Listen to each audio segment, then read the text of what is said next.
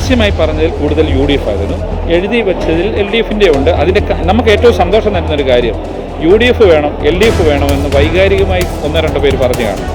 പക്ഷേ ആ പറഞ്ഞവരിൽ ഭൂരിപക്ഷം പേരും വ്യക്തമായി രേഖാമൂലം എഴുതിയിട്ടുണ്ട് എന്തുകൊണ്ട് UDF പിന്തുണയ്ക്കണം. നമ്മളിപ്പോൾ കണ്ടു ജനങ്ങളുടെ ഒരു ഇഷ്ടത്തിനനുസരിച്ച് അവരുടെ അഭിപ്രായം നോക്കി ഒരു തീരുമാനമെടുക്കുന്ന രീതി കണ്ടു. അപ്പം ആ ഒരു ഡിഫറൻ്റ് ആയിട്ടുള്ള രീതി തിരഞ്ഞെടുക്കാൻ കാരണം എന്താണ്? അത് ജനങ്ങളാണ് ഞങ്ങളെ സംബന്ധിച്ചല്ല. കഴിഞ്ഞ 5 വർഷവും അല്ലെങ്കിൽ ഞാൻ 20 വർഷമായി ഈ നഗരസഭ കൗൺസിൽ എന്ന രീതിയിൽ പ്രവർത്തിക്കുമ്പോൾ അവരെ രാജാക്കന്മാരായി കണ്ടുകൊണ്ടായിരുന്നു എൻ്റെ പ്രവർത്തനം. കാരണം ഇതുപോലെ ഒരു രാഷ്ട്രീയ സാഹചര്യം ഞങ്ങൾക്കുണ്ടാക്കി തന്നത്, അല്ലെങ്കിൽ ഈ നാടിൻ്റെ വികസനത്തിന് ഞങ്ങൾ മുന്നോട്ട് വെച്ച ആശയം ജനങ്ങൾ പൂർണ്ണമായി ഉൾക്കൊണ്ടുകൊണ്ടാണ് ഞങ്ങൾക്ക് ഇതുപോലൊരു യോഗം സംഘടിപ്പിക്കാൻ പോലും സാധിച്ചത്. അപ്പോൾ അവരെ മറന്നുകൊണ്ട് എന്ത് ഒന്നും കൊണ്ട് പുളിശ്ശേരി വെച്ച് തരാമെന്ന് പറഞ്ഞാലും അവരെ മറന്നുകൊണ്ട് അവരുടെ അഭിപ്രായങ്ങൾ മാനിക്കാതെ തീരുമാനത്തിലേക്ക് ഞങ്ങൾ പോകത്തില്ല. ആ ഒരു ഉറച്ച തീരുമാനവും ദൃഢനിശ്ചയമാണ് ഇതുപോലെ ഒരു തുറന്ന സംവാദത്തിന് ഞങ്ങളെ പ്രേരിപ്പിച്ചത്. നിലവിൽ നമുക്കറിയാം ജനങ്ങളുടെ എല്ലാ അഭിപ്രായം കൂടെ മാനിച്ച് നോക്കുമ്പോൾ കൂടുതൽ വന്ന UDF ആണ്. അപ്പം അതിനൊരു മുൻതൂക്കം കൊടുക്കാൻ തീരുമാനിച്ചിട്ടുണ്ടോ? അങ്ങനെ എന്തെങ്കിലും പരിഗണനയിലുണ്ടോ? പരസ്യമായി പറഞ്ഞതിൽ കൂടുതൽ UDF ആയിരുന്നു, എഴുതി വെച്ചതിൽ LDF ഉണ്ട്. അതിൻ്റെ നമുക്ക് ഏറ്റവും സന്തോഷം തരുന്നൊരു കാര്യം UDF വേണം LDF വേണമെന്ന് വൈകാരികമായി ഒന്നോ രണ്ടോ പേര് പറഞ്ഞു കാണും. പക്ഷേ ആ പറഞ്ഞവരിൽ ഭൂരിപക്ഷം പേരും വ്യക്തമായി രേഖാമൂലം എഴുതിയിട്ടുണ്ട് എന്തുകൊണ്ട് UDF പിന്തുണയ്ക്കണം, അല്ലെങ്കിൽ എന്തുകൊണ്ട് LDF പിന്തുണയ്ക്കണം. അതുകൊണ്ട് നമ്മൾ വൈകാരികമായിട്ടുള്ള അഭിപ്രായങ്ങളെക്കാൾ കൂടുതൽ മുൻഗണന കൊടുക്കുന്നത് ഇതിൻ്റെ കാരണങ്ങളാണ്. നിങ്ങൾ സൂചിപ്പിച്ചതുപോലെ UDF വരണമെന്ന് എനിക്ക് തോന്നുന്നു പരസ്യമായിട്ട് അഭിപ്രായപ്പെട്ടവർ കൂടുതൽ പേർ പറഞ്ഞു. അതിൻ്റെ അടിസ്ഥാനത്തിൽ UDF ഞങ്ങൾ ചർച്ച തുടങ്ങുന്നത്. പക്ഷേ ഞങ്ങൾ LDF ഇല്ല എന്ന് പറഞ്ഞിട്ടില്ല. വീണ്ടും ഞങ്ങൾ പറയുന്നു, ഇങ്ങനെ പറയുമ്പോൾ ചിലപ്പോൾ ബാർഗെയിൻ ചെയ്യാനാണോ എന്നൊരു സംശയം ഒരു പക്ഷേ രാഷ്ട്രീയ പൊതുസമൂഹത്തിനുണ്ടാകാം. അത് ഒഴിവാക്കാൻ വേണ്ടിയാണ് ഞങ്ങളുടെ ആവശ്യം പറഞ്ഞത്.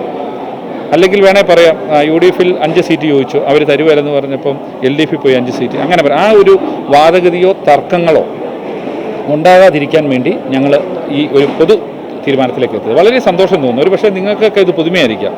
വേറെ കേരളത്തിലെ ഏതൊരു രാഷ്ട്രീയ പ്രസ്ഥാനത്തിന് അല്ലെങ്കിൽ വേറൊരു മുന്നണിക്ക് ഇതുപോലെ തുറന്ന സംവാദത്തിലൂടെ ഏകദേശം 450 പേര് ഒപ്പിട്ടിട്ടുണ്ട്. ഇത്രയും പേരെ പങ്കെടുപ്പിച്ചുകൊണ്ട് ഒരു പൊതു ജനസഭ വിളിച്ചു ചേർത്ത് അഭിപ്രായം ക്രോഡീകരിക്കാൻ സാധിക്കും. അത് ഞങ്ങൾക്ക് വലിയ സന്തോഷം, അഭിമാനം തരുന്ന കാര്യമാണ്. ജനങ്ങൾ പറഞ്ഞത് നമുക്ക് മനസ്സിലായ ഒരു കാര്യം, കുടിവെള്ളത്തിൻ്റെ പ്രശ്നം അത് വലിയ രീതിയിൽ നിലനിൽക്കുന്ന ഒരു കാര്യമാണ്. അപ്പം നിലവിലെ ഭരണത്തിൽ നിന്ന് മാറി നിങ്ങൾ അധികാരത്തിൽ വരുമ്പോൾ എന്തൊക്കെ വികസനങ്ങളായിരിക്കും പാലാ നഗരസഭയിൽ കൊണ്ടുവരാൻ ഉദ്ദേശിക്കുന്നത്? എനിക്ക് തോന്നുന്നു നിങ്ങളത് ശ്രദ്ധിച്ചില്ല. കുടിവെള്ളത്തിൻ്റെ ഇത് മാറിയത് ഞങ്ങൾ വന്നതിന് ശേഷമാണെന്ന് അവർ പറഞ്ഞത്. അത് കേട്ടതിനെയാണ്. കാരണം എന്താണെന്ന് വെച്ചാൽ ഞങ്ങളുടെ പ്രദേശത്ത് കുഴൽക്കിണർ കുത്തിയാൽ പോലും വെള്ളം കിട്ടാത്ത ഒരവസ്ഥയുണ്ടായിരുന്നു. ഏകദേശം 20 വർഷങ്ങൾക്ക് മുമ്പ് വലിയ സമരം, ഏകദേശം സ്വതന്ത്രമായി ചിന്തിക്കുന്നവരുടെ ഒരു കൂട്ടായ്മ സംഘടിപ്പിച്ചുകൊണ്ട് പാലാ നഗരസഭയിലേക്ക് കുടങ്ങൾ തോളിലെത്തിക്കൊണ്ട് സ്ത്രീകളും കുട്ടികളും അടങ്ങുന്ന വലിയൊരു പാലാ ടൗണിനെ അക്ഷരാർത്ഥത്തിൽ സ്തംഭിപ്പിച്ചുകൊണ്ട് ഒരു രാഷ്ട്രീയ പ്രസ്ഥാനത്തിന് സാധിക്കാത്ത രീതിയിലൊരു സമരം ഞങ്ങൾ നടത്തിയിട്ടുണ്ടായി. ആ സമരത്തിലൂടെ നേടിയെടുത്ത 3 കുടിവെള്ള പദ്ധതികളാണ് ഈ നാടിൻ്റെ ഏറ്റവും വലിയ ആശ്വാസം എന്ന് പറയുന്നത്. വാട്ടർ അതോറിറ്റി പൂർണ്ണമായും ജലവിതരണ സംവിധാനം പാടെ പരാജയപ്പെട്ടപ്പോൾ അവിടുത്തെ സബ് എഞ്ചിനീയറും എക്സിക്യൂട്ടീവ് എഞ്ചിനീയറും വിളിച്ച് എനിക്ക് സ്വീകരണം തന്നു, അപ്രീഷിയേറ്റ് ചെയ്തു. സൂക്ഷ്മമായ വേനൽക്കാലത്തും അവർക്ക് ഫോൺ വിളികൾ എത്താത്തതിൻ്റെ ഒരു കാരണം നമ്മുടെ നാട്ടിലെ കുടിവെള്ള പദ്ധതികൾ, അത് നമുക്ക് വലിയ അഭിമാനമുണ്ട്. പക്ഷേ ഒരുപക്ഷെ പാലായിലെ അല്ല, കോട്ടയം ജില്ലയിലെ തന്നെ ഏറ്റവും വലിയ അംഗൻവാടി നമ്മുടെ വാർഡിലാണുള്ളത്, 3 നില അംഗൻവാടി. അതുപോലെ നിരവധിയായ വികസന പ്രവർത്തനങ്ങൾ എത്തിക്കാൻ സാധിച്ചു. എങ്കിലും വികസനം പോരാ. വികസനം ഞങ്ങൾ തൃപ്തിപ്പെടുന്നില്ല. ഒരു വികസനം കൊണ്ട് വികസനം എത്തിയിട്ടില്ലെന്നോ ഞങ്ങൾ എത്തിക്കുന്നില്ലെന്നല്ല പറയും. പക്ഷേ ഇതുകൊണ്ടൊന്നും പോരാ എന്നാണ്. അത് എന്തൊക്കെ സംസ്ഥാന ഗവൺമെൻറ് ആയിക്കോട്ടെ, സെൻട്രൽ ഗവൺമെൻറ് ആയിക്കോട്ടെ, മുനിസിപ്പാലിറ്റി ആയിക്കോട്ടെ, ഏത് പ്ലാറ്റ്ഫോമിൽ നിന്നും എന്തൊക്കെ നേടിയെടുത്താലും നാടിൻ്റെ വികസനം മുന്നിൽ കണ്ടിട്ടുള്ള പ്രവർത്തനങ്ങൾ, അതിന് ഏത് മുന്നണിയാണോ ഏത് രാഷ്ട്രീയ പ്രസ്ഥാനമാണോ കോൺട്രിബ്യൂട്ട് ചെയ്യുക, അതിനായിരിക്കും ഞങ്ങൾ പ്രഥമ പരിഗണന കൊടുക്കുന്നത്. ഞങ്ങളുടെ സ്ഥാനമാനങ്ങൾ 2ാമത്തെ വിഷയം മാത്രം. ദിയയുടെ കാര്യത്തിൽ ചെയർപേഴ്സൺ സ്ഥാനം ചോദിക്കുന്നുണ്ടോ? ഞാൻ ഇപ്പം സൂചിപ്പിച്ചല്ലോ, പരസ്യമായി പറഞ്ഞല്ലോ.